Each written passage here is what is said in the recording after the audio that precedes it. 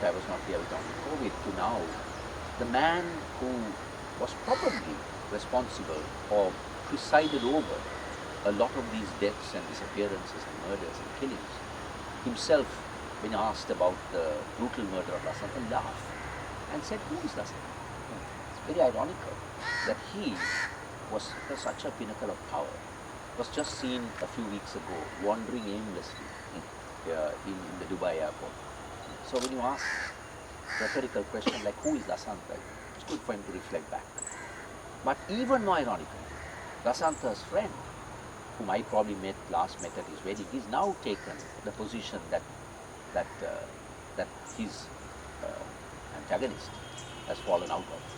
And he is now presiding over the state of affairs in this country, protecting the very people that Lasanta stood against or stood to expose. How ironical is that? And he would also sometimes come here at some of the commemorations and grieve for his death. You see how things turn very nasty. So as we reflect on Lasanta's life and what are we to do, we must also remember that in the last year, from last time we commemorated his death to today, the country has plunged into even greater debts. We are bankrupt.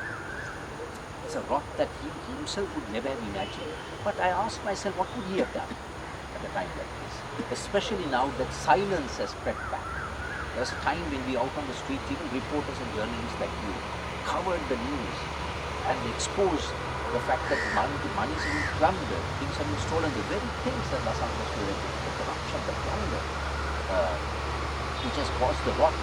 But suddenly the press has gone silent, and there was a hideous thing of turning that vote of the government into a gaudy Christmas celebration that Christ could have been very upset about, that Christmas tree, that ugly monument, I would say, not a reflection of Christianity. So at a time like this, can we be silent? Can the press stop reporting these matters and just go back to life as usual and just make Lasanta become just another news item? Or can we really look back and say, what can we do? Even as millions of our people are going to suffer untold misery, and more parents are going to weep and mourn the loss of their children or the loss of their livelihood. So let's reflect on that.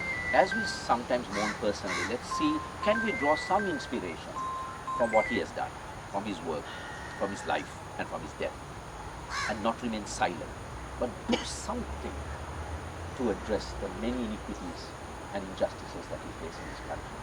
And since I'm asked to lead in prayer, as Marian always tells me, I'd like to quote a very short passage from the book of Proverbs. It says, open your voices, judge righteously, and defend the rights of the afflicted and the needy. And with that, I ask you to take a few minutes to reflect on how you want to remember him, and how you want to draw from his life, and what little can you do for the betterment of our people and our country. Okay, all of you, friends, associates, fellow journalists, we gather here today 40 years or we come together on this day. And I often wonder, as Peter also touched upon it, some ask me at times and I wonder, what would I say when they ask, what if Lasanta was here today? And I really didn't have a ready answer for that. But something struck me, that maybe if he was around, this country would not be in this place today, perhaps. Perhaps not. And freedom for human beings does not depend on a license given by somebody. Though it's written in every single constitution across the world, it's something what reflects deeper meaning of humankind and humanity. You don't need a license for that. Animals don't eat their own kind, but we have seen awful. It is power that corrupts.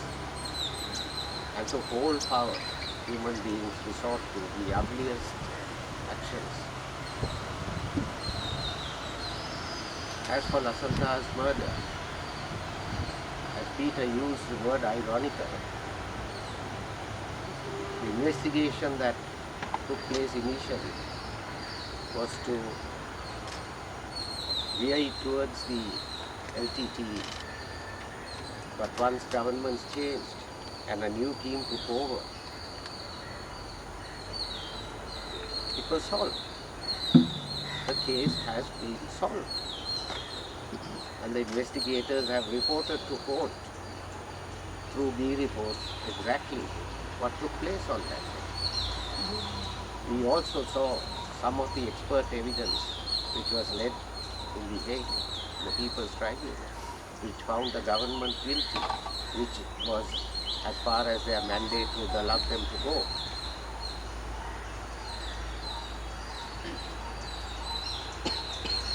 The killers' names are known.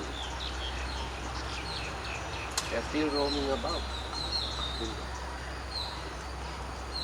In fact, some of them have been questioned.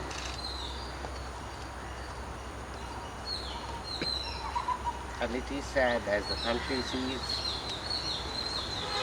that we don't take responsive actions which has led to Sri Lanka being what it is today. To hold power, it always happens here that you want some foreign approach to put things right. Today, it's the IMF. Things that had to be done by governments now will be done because the IMF says so. So the politicians can say it is not our problem now. IMF says this, and it has always been so. It is obvious what has to be done, but they take cover behind foreign insistence. Otherwise assistance won't come. And sadly our people keep buying into that. It's time that we created 100 Lasantas today to get this right. And I think it is justice denied, not only for Lasantas. Peter mentioned some of them are not even spoken of. Partly because our people are divided. We Sri Lankans respect humanity, civic consciousness,